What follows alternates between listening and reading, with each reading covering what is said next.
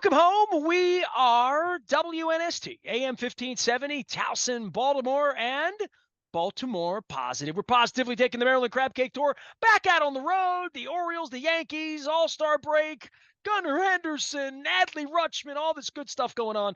Our friends at the Maryland Lottery putting it out on the road. The Gold Rush Sevens doublers will have these probably for the remainder of the summer.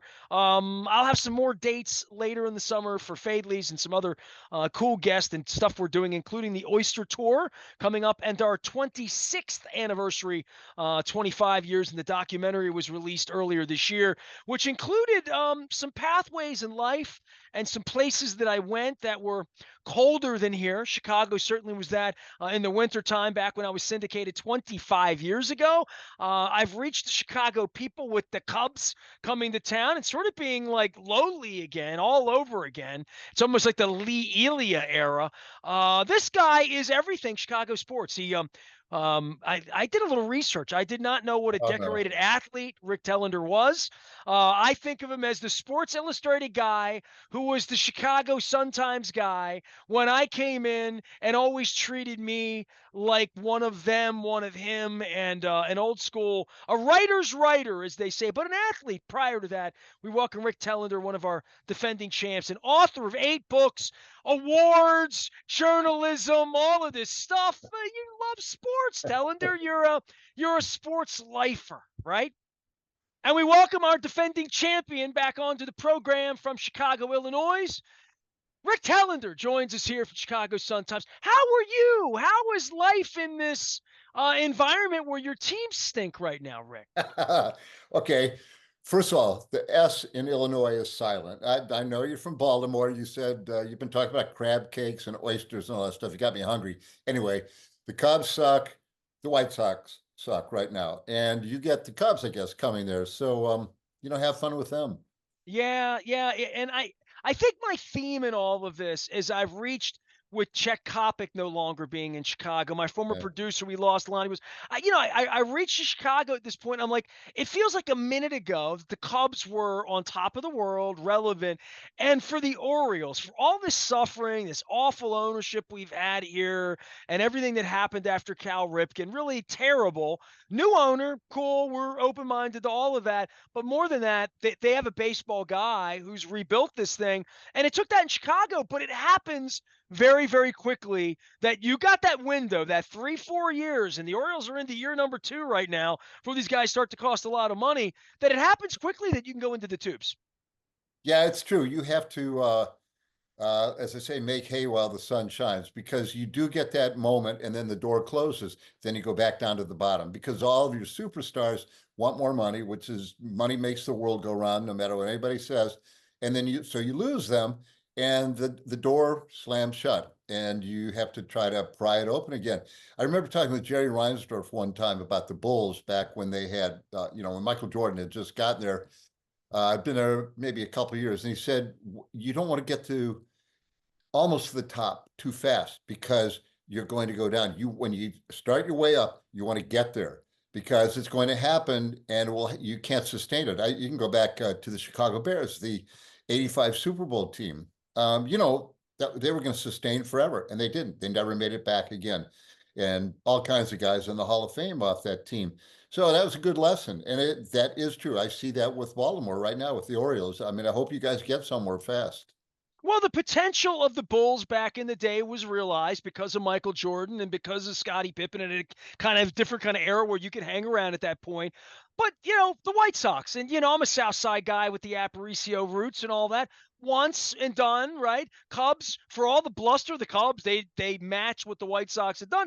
And the Blackhawks had their thing before their scandal. Chicago's had a very nice sort of lifetime for a Rick Telander to be a columnist there, to write about the good, the bad, and in certain cases the ugly. But there's been a lot of joy in Chicago sports for all these teams. Bears probably the longest. I'll hear you on that, and they probably still rule the roost there.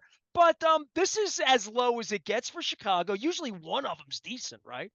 Yeah, this is really bad.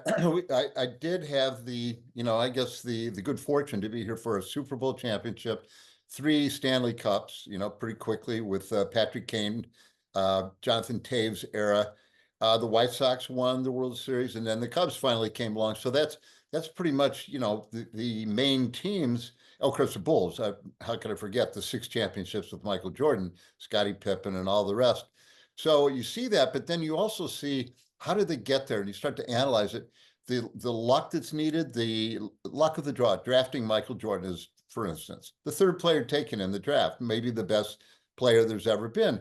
There are reasons that he wasn't taken first. That Sam Bowie went ahead of him. That Hakeem Olajuwon went ahead of him. Those teams, they had Clyde Drexler was out there in the West Coast. So they thought they didn't need a Michael Jordan, but so that's luck. You get him third. Things come along. Maybe you have rookies that develop in your farm system, and they just happen to be great. And they all come together. They're there when you need them. You don't need 5 Hall of Fame centers on your basketball team. You don't need 5 great center fielders on your baseball team. You need people to fit in the spots. And that's why there's so much regard for general managers these days. A lot of times they're guessing too. They're hoping. We saw that with the White Sox. Rick Hahn, we thought was a great general manager, a guy who was getting this team together, and it just collapsed largely because of injuries. And if you can't keep your guys healthy, what good are they? The greatest player in the world who's not playing is no better than having the worst player in the world. So those are things that happen. I look at hockey too. I look at the way in Chicago that Patrick Kane, everybody knew he was going to be good, didn't know how good. Turns out to be stupendous. Connor Bedard. Now the Blackhawks lucked into him. This guy is a Hall of Famer. There's no question. Now, will he be able to stay with the Blackhawks? Will they be able to surround him with what he needs to take advantage of that? That's the big question. Back when I knew you at the turn of the century, it was Wirtz not putting the games on TV. Yeah.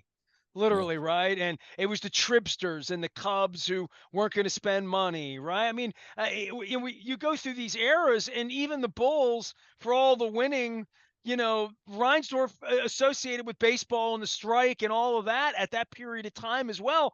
But what a sports town. And I guess one of the reasons I called on you, I had Jerry Eisenberg on the show a couple weeks ago, and I called him the world's greatest living sports writer because of association with Ali. And then I think about your era, and I just had a 25th anniversary documentary that was made here about 6 months ago. My background was in newspaper. I worked with John Stedman at the News American. I worked at the Sun with Ken Rosenthal, just down the list of great baseball, Tim Kirchin at the Sun, all of that.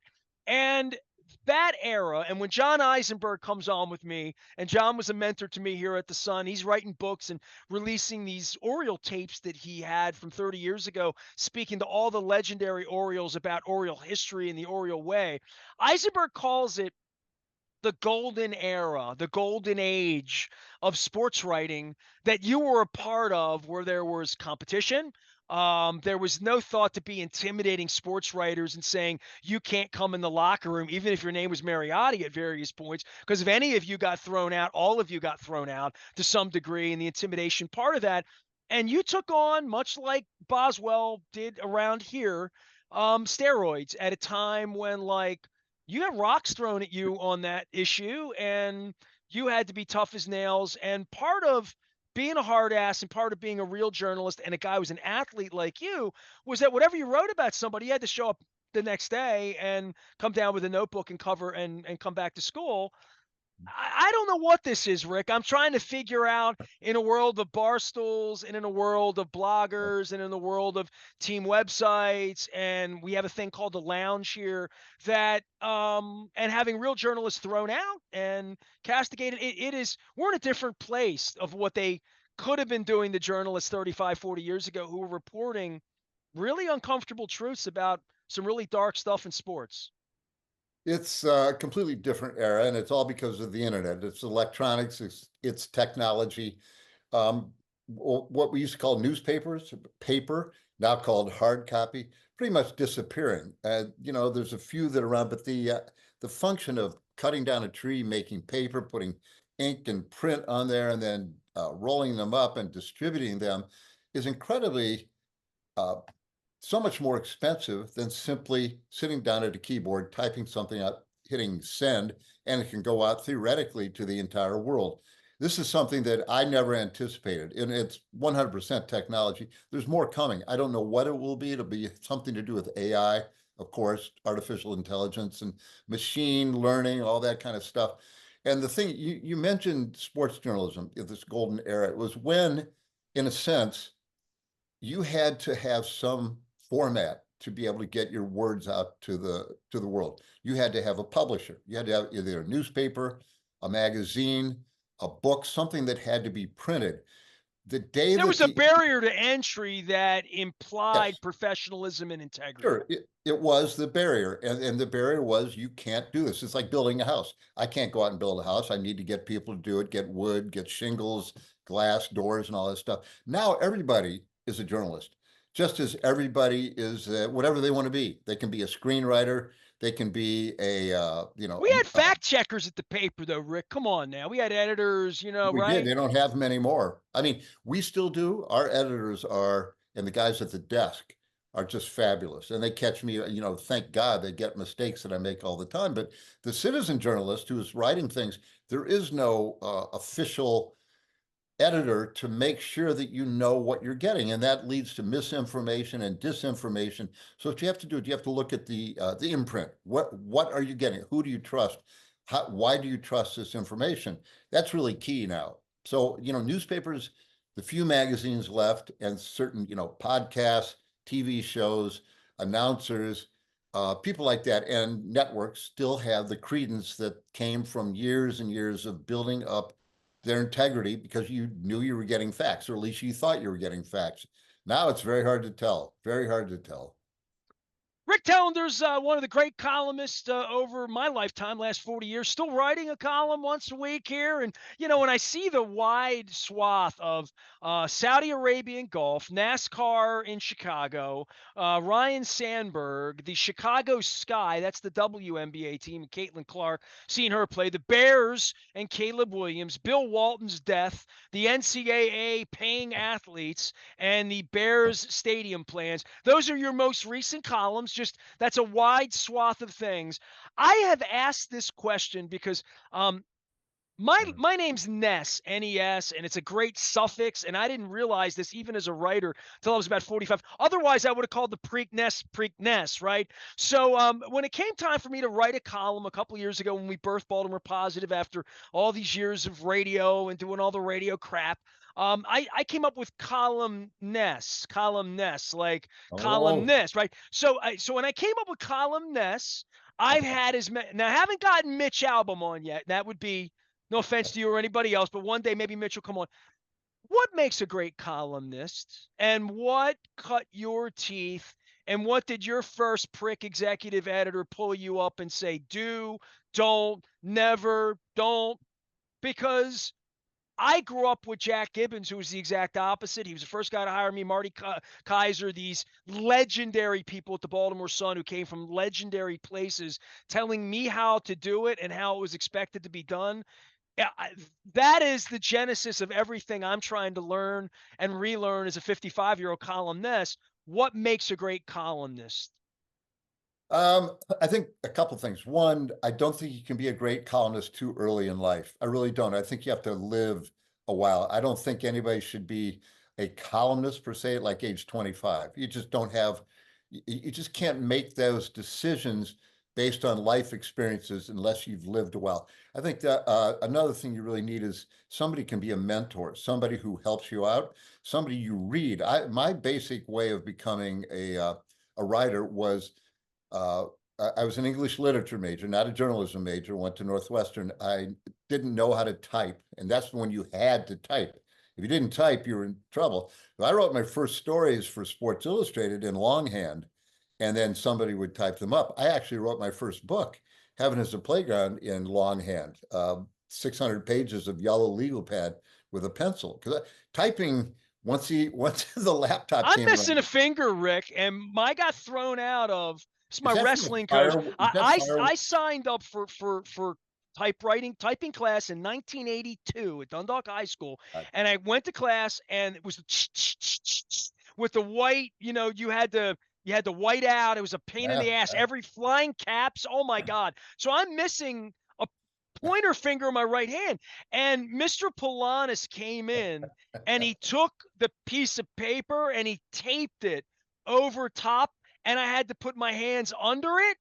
Oh, I geez. I literally, I swear to you, Rick, in 10th grade, I went and I said, I need out of this class. And I Yeah. went to the, I wound up in horticulture. I wound up in horticulture because I got thrown out of typing class, and I type 80 words a minute now, 90. I mean, like, but it's, but it's about making the mistakes and not being able to do it, right? Like, I you can't old believe it. guys, Uh, people don't know. They don't understand these kids today. no, you had to put your hands under paper so you couldn't see the keys, right? And Supposed that to be was the end of automatic. me. That was the end. I'm Okay. like, I quit. There's still guys in the press box, or there were before COVID. A couple of used just like one finger on each hand, and Christopher also Columbus method. That was there you go. Some guy, I remember one guy would lean over to the side and type with one finger on one hand, type everything in the press box. That shows you how you don't have to memorize anything. You can do it. The keyboard, the electronic keyboard, opened me up to journalism. I honestly, it was one reason why I didn't think I could do it, because I couldn't type. And kids nowadays to say, "What are you talking about?" Well, this damn Rick. You had, I know you had this because I probably saw you in the Capitol Center covering the Bulls. You had a trash 80, and you had those couplers. That's and right. Is that what you uh, had? Come on. I'm getting nightmares about it. I actually had what was called a porta bubble, and you had to stick the whole phone in there, and you had to listen to that. And sometimes it worked, sometimes it wouldn't. I know there's a story about some guy with a press box, open air baseball stadium, everybody's gone, and he got so you'd see guys melt down with their laptops, and he just Deadline. took that Radio Shack thing and out right out the window onto just down like 50 feet into the stands after the game. Nobody there, just disgusted and left. That used to happen. Guys used to get so mad at the electronics, but the typing part, you go back to the original question: how do you become a decent columnist? I think you have to live long. You have to have a mentor. You have to have something that you read, that you parse. I read Sports Illustrated when I was writing them. I read all of the other writers. How did you do it? How did Austin Murphy do this? How did Steve Russian do this? How did, going back to the, way back, how did Frank DeFord do it? How did Dan Jenkins do it? What did they leave out? I think that was almost as important as what they put in. It's more important what you don't say. What are the interstices in between? What are the links between this sentence and that one? How short is that paragraph? What does it look like? I think about that when I write a newspaper column. What is this going to look like on a piece of paper? I need a couple short sentences here, short paragraphs. All those things are learning abilities, using the English language, which is what I compare it to being an artist, and that's your palette. I think there's something like 200,000 words in English, maybe more. We have a huge palette. It goes red to yellow to blue, and all of the colors in between. Which word do you choose? Do you choose the word run? Do you choose the word shuffle? Do you choose the word jog? Do you say sprint? All these things it has to come to you. So it's really an art. It's a craft. It can be, if you want to learn it, you can. Some people are just naturally really gifted at it. The rest of us all had to work at it. Rick Telander was very gifted at it. A bunch of books and a bunch of awards out in Chicago. As the Cubs pass through here, I'm trying to pass on some wisdom and some wise conversations with people like Rick, who's still out there doing this. Let's go back to access and hard questions. And I always look to a columnist to interpret and peel back the onion beyond, quite frankly, the bullshit, what the Mhm. lies, the Mhm. polishing, the front of what they said happened, what really happened, and why it happened that way. And that relationship between you and your audience, whether it's a reader or listener, reviewer, or whatever it is, and that integrity and trust of Mhm. you're getting more information than what they gave you on the broadcast last night. There's another level of information here that's going to make you smarter.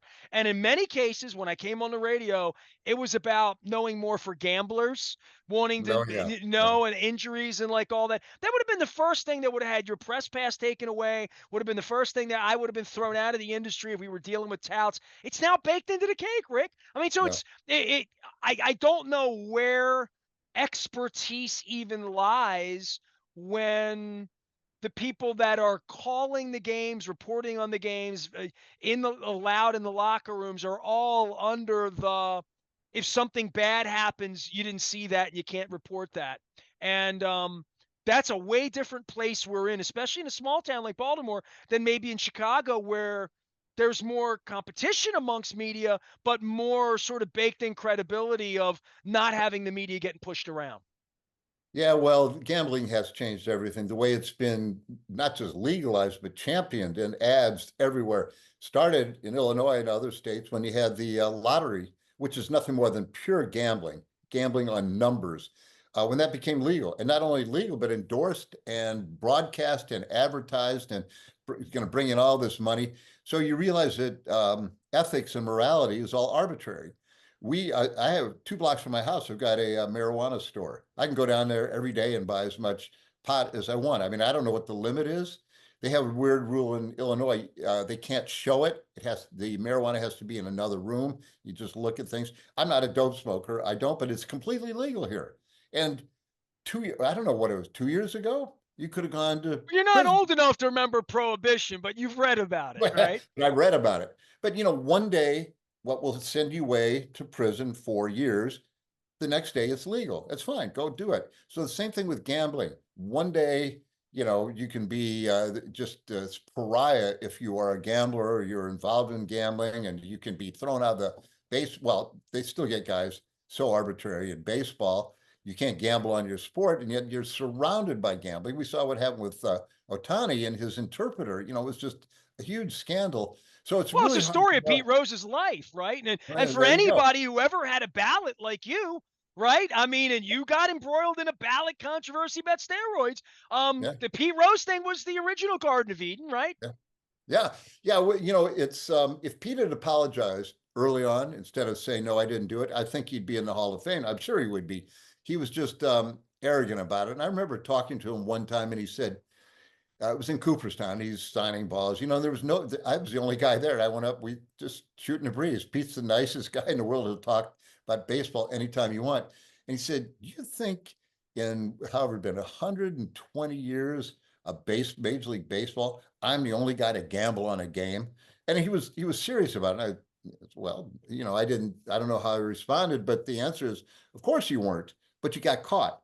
And it became obvious, and so that's a rule. Someday, maybe that rule will disappear. And Pete Rose, they'll say, can't believe they got him for gambling. Everybody bets on their own games. You Well, the know, craziest thing in my mind with Pete Rose, and I said this, I've been on the radio 33 years, and I remember Pete was here, had his bar down in Boca, and he had his radio show and Hit King, and like all. He made so much more money being banned than he ever would have made getting. He made you take Mike Schmidt's money and his money, or take any of the contemporaries, Brooks. Even signing yeah. autographs and getting money wherever they did it at shows. Mickey Mantle, pick anybody you want. Pete made way more money than any of them. I'm convinced of Well, that. I think I want to say he's made $50 off me because I bought 2 baseballs. And he signs it in different years just for the hell of it. I didn't really want them. 41.91, Kit It, King. Pete Rose, 4,250 or whatever it is, however goddamn many hits he has. But Pete is just a character. It's fascinating, though. I'm talking about the arbitrariness of ethics and morality, which we see in sports. What's right and what's wrong? Should a player stay with his team forever and ever? Are we going to see those players that only played for, one team, like Ryan Sandberg? You mentioned him. They had Ryan Sandberg Day at Wrigley Field.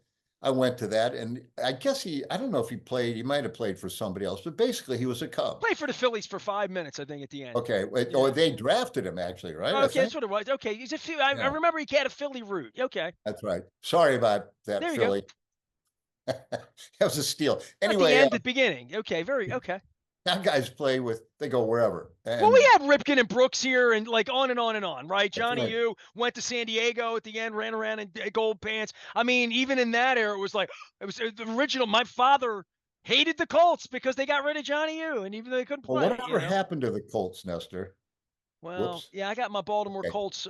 Look, Uh, man, yeah, sometimes I get Kravitz on and we go, and it's not his fault. I've made peace yeah, with blame it on that in Bob. some way. I think Listen, it is Bob's fault.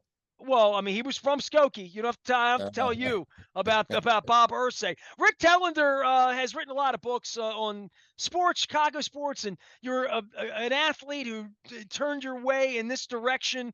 Um, what do you make of modern sports from an enjoyment standpoint, from where you are? I have gone through waves where, just honestly, I grew up with all of it. I worked at the paper. I loved it all, wanted to be a part of all of it, covered it all. Everything I wanted to cover, I've done, checked off my. I've been to the French Open, but I've done all these things in my life, World Cups, all of that.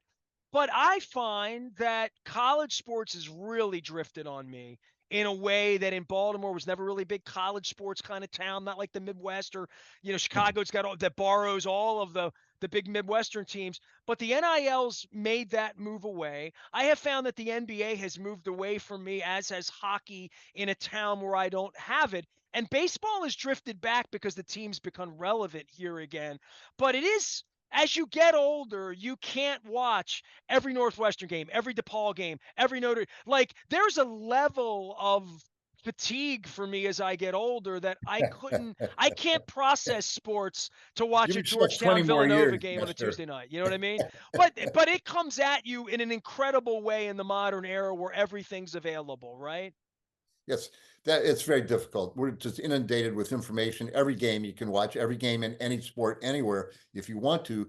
I, as a columnist, can't keep up with the fans. If you're a deep-seated fan of Notre Dame football, you know more about it than I do. You could be Illinois, it can be Nebraska, it can be Penn State, Ohio State, it could be any of the teams, any professional team. If you really want to focus on that and get all of the podcasts and all of the websites that are dedicated just to your team and watch everything, every game live. Well, you know way more than I do because there's not enough time in the day in the universe to watch all this stuff. So it's all fractured. But you brought up NILs have changed college sports in a way that has never been changed before. But I tell you this, it was all utterly predictable. I knew it was going to happen. I wrote a book called The 100-Yard Lie, The Corruption of College Football and What We Can Do to Change it in 1989.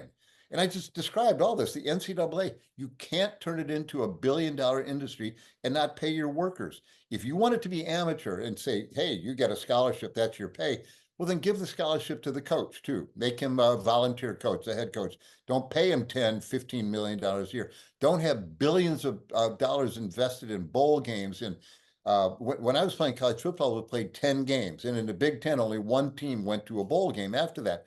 Now they play 14 games, and you might end up playing 16, and everybody goes to a bowl game. So you don't have to do that. You could make it amateur and just say tickets are free. We have smaller stadiums. It's not on TV. You could do all that, but when you do the business side of it, on the one side, the NCAA, all these presidents, all these athletic directors, all the coaches making so much money, strength coaches making over $1 million, you can't then say that the players are you're just students and you should be happy with your scholarship. You don't have time to go to class, but that's what you should get. So finally, it took the Supreme Court and other courts to just say this is restraint of trade. It's bullshit. I mean, it's just plain obvious bullshit. And the NCAA clinged or clung, whatever the word is, to it forever, for over 100 years. And you can go back to Walter Byers, who was like the dictator of the NCAA years ago, and he finally wrote in his autobiography that it was all a lie, that it was all the plantation mentality, and he came up with the term athlete, student athlete, with a little hyphen in there. Which what else would the athlete at a college be except a student? But he did that solely so they didn't have to pay workman's compensation to make them not employees. It's been a conspiracy, not a conspiracy, an open um, evolvement and a desire of the NCAA to suppress this. And what happened was they had no rules, no regulations, and the Wild West hit. and guys can go out there. I mean, you can make millions of dollars. Man, if I were in college now playing college football, I'd be all over the NILs. I'd be making as much money as I possibly could. I would be out there doing endorsements. I'd be hoping boosters would give me millions. I could be set up maybe for life by the time I got out of college, which would be fabulous. And the NCAA is like, well, what do we do? Oh my God, we don't know what to do. Well, sorry, guys. You didn't want to do anything all the time you had, and now they're clueless. So that's where college sports stands. But by the same token, all the people that complain about it, there were more watchers last year at college football than ever before, and it's only going up. And believe me, Michigan didn't care at all about. They had all their guys, Corum, whatever the running back, he made. He wouldn't say exactly, but he and JJ McCarthy, they were making $1 million or more. They spread it around to their teammates, but it didn't seem to stop fandom at Michigan. I mean, they sold out the big bowl or whatever they call that place, 110,000 people. Every game that was, they traveled everywhere. They were so excited about the national championship. So it didn't change anything in regard to fandom. It really didn't, although people grumble. But it's weird. It is And Jimmy took the incredibly money weird. and ran out to L.A. anyway. You know, leave behind Yeah, the place in fumes, right? yeah, yeah. Hey, America, we chose capitalism, imperialism, democracy, and basically, I would say Christianity as our four principles. So go get whatever you can in any of those four arenas. I mean, if you want to take it back, I always think about this with all these protests. Poor American Indians, they own this place. We just took it from them. Yeah, guys, explorers came, said, "Hey, well, there's nobody here, so I'm planting my flag for Spain or England or the Netherlands." And meanwhile, American Indians are like, "Oh, geez, we've been here for a few thousand years. That's kind of interesting." But that's what we did. So that is something that we all benefit from, just taking things, the powerful take. And capitalism means make whatever you can. And the other things, I mean, it's just, that's America. That is America. Rick Telander is here. He is in the center part of America. He's in Chicago, Illinois. I say Art. Illinois sometimes because of That's all Guys and right. Dolls. I think it's a Guys and Dolls reference for me there. Nicely. He has nicely written a bunch of books. He's still out at suntimes.com. You can check him out there. For you, last thing on the Chicago thing, because whenever I land in Chicago and I have to pull my ID out, I go, they see Aparicio and they're like, "Are you?" It's the one place I go where like that They cachet love you. happens. They love you. They show the love. They, especially on the South Side, especially That's not right. not so much at O'Hare, but always in Midway. Uncle Um, Louie or Grandpa Louie was my or cousin actually. okay, He is cousin Louie. now the oldest living Hall of Famer after we lost Really? Willie Mays. Yes, this is true. I saw Bob Ryan tweeted that out like the minute it Oh happened. man. I would say this for Chicago and the Go-Go Sox and 59 and all that. Um, you're a lifer. What's the one for you, having experienced all of them, that you would say is, if you would only write one column about one, that would be your last column. What was the defining moment for all that you covered there? Sports. I mean, just Yes, sports. sports in Chicago. Any sport.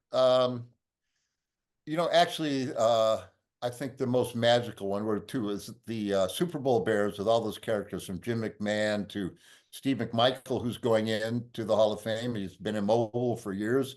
Uh, but the Michael Jordan era in basketball is what really was an exposure to celebrity dumb, if you will, of an athlete who plays a sport, who transcends the sport. People flocked to him and almost worshiped him as if he were something, otherworldly. And that, to me, I guess there have been other athletes kind of like that, but I've never seen anything like the way Michael Jordan changed everything through from the 80s into the late 90s. Did you Before go cell watch him play baseball? Of course you did, right? I never went down to Birmingham. I did not. I saw a video of it. I did not go to any minor league games. I watched a lot of video of it and stuff. And fact is, he was not a bad ball player. I mean, because he's such a great athlete. He hadn't played in, I don't know, 15 years, something like that, 20 years, whatever it was. And some baseball scouts say if he'd stuck with it, maybe a couple more years, he would have been a year or two. He would have been a major leaguer. He hit over a little over 200, I think, and he had I don't know how 50 RBIs, whatever. I mean, wasn't like a guy who was out there who's some truck driver who walks in and said, "Hey, I want to play baseball." But I always thought I would have taken him if he wanted to try a different sport.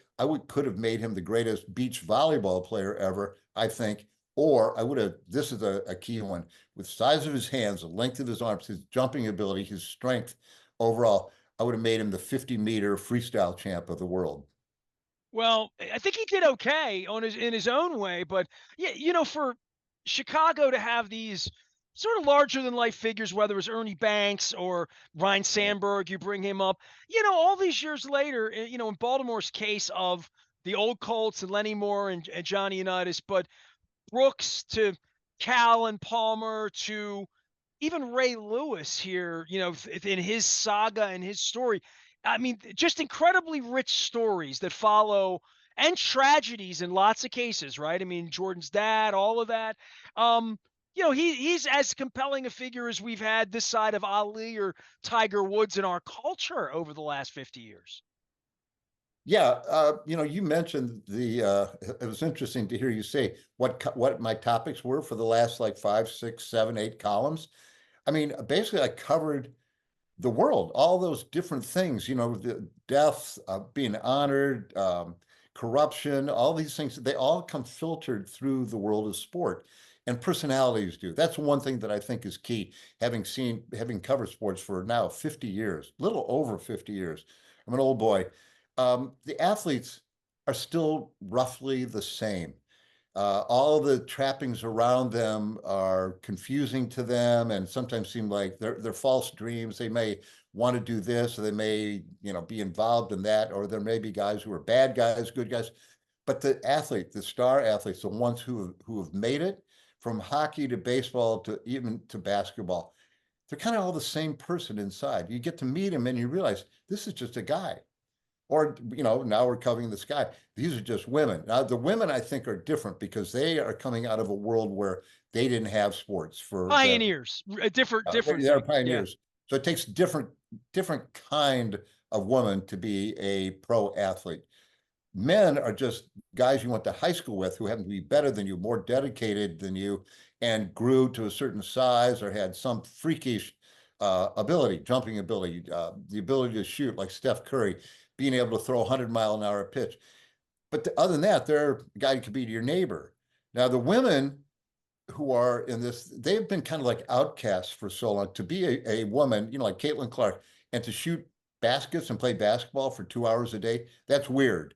It's getting more normal, but for a guy to do it, we all know thousands of guys. Half the guys I know Women spent. could never get rich doing it. That's right. That's right. Tennis, golf, maybe, right? There were a couple niches where they could make money. That's Soccer, right. maybe 30 years ago, but not really any money.